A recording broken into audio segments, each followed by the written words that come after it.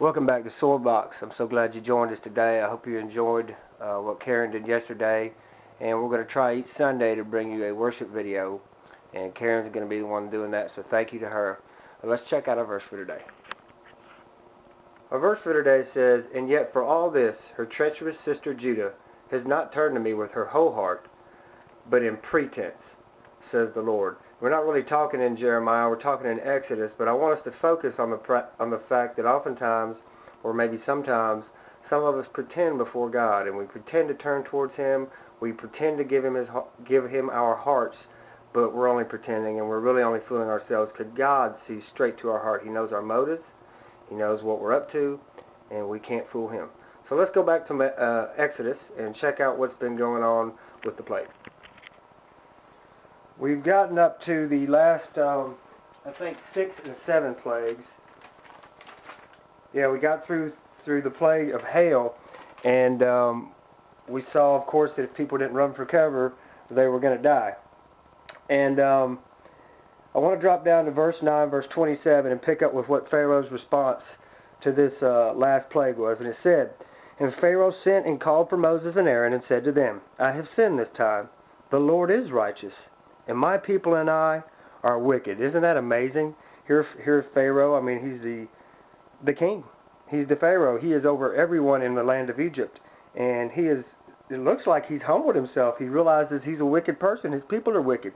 He realizes that the God that's doing these things is a righteous God.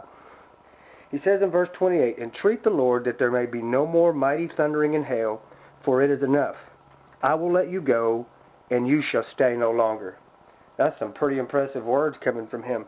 But we're going to drop down to verse 34, and after Moses did what Pharaoh requested, and God took the hail and the thunder away, here was Pharaoh's response.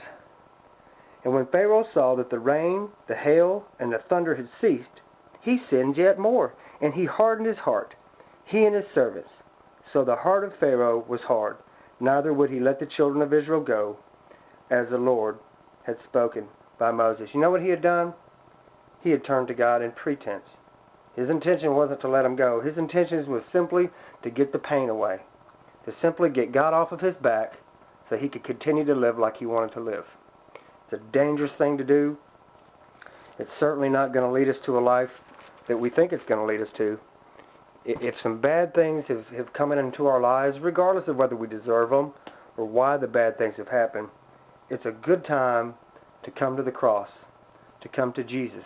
Ask Him if you've done something wrong. Ask Him if there's an area of your life that needs to be changed. Maybe there's not. Maybe God is just using this to grow you up and to make you into someone He can use to help other people that are going through it. You just don't ever know. But I know this. You can't pretend before God. And as we've seen time and time again, Pharaoh's heart gets harder and harder and harder. And this time, he simply pretended. He just pretended to turn to the Lord. And as soon as things began to ease up, he went right back to his old ways. Don't let that be you. I encourage you to keep coming back to Jesus every day. Keep Him first in your life. If you're going through some difficult times, allow Jesus to come in. Allow Him to help you and to comfort you so that you can help and comfort others when you are going through some difficult times. I hope you keep coming back. We're going to keep sticking with this story for a while. There's some great things about to happen, and I hope you'll be here with us to be a part of it. God bless you, and I'll see you back tomorrow.